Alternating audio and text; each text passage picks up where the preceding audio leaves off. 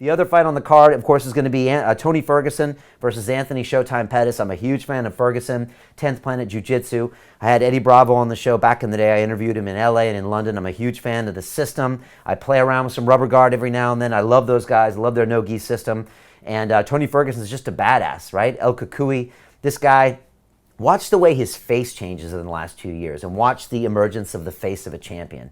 Watch the way Conor McGregor's face changes. It's really interesting to see how someone actually becomes a different persona as they pay the cost to be the boss. So look at how Tony looks. Anthony Showtime Pettis, I've been a big fan of him since he did that, jumping off the cage with one foot and kicking Benson Henderson in the face with his other foot. I'm a huge fan of Benson Henderson, by the way. I'd love to come out and see you and train with you in Phoenix. That would be a dream.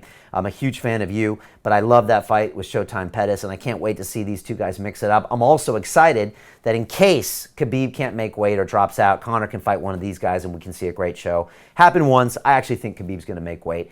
But this is a great fight. It's going to be interesting to see who's next. Who am I predicting for the fight? You know, Pettis has had a hard time lately. He won his last fight, but he's had a hard few fights with that.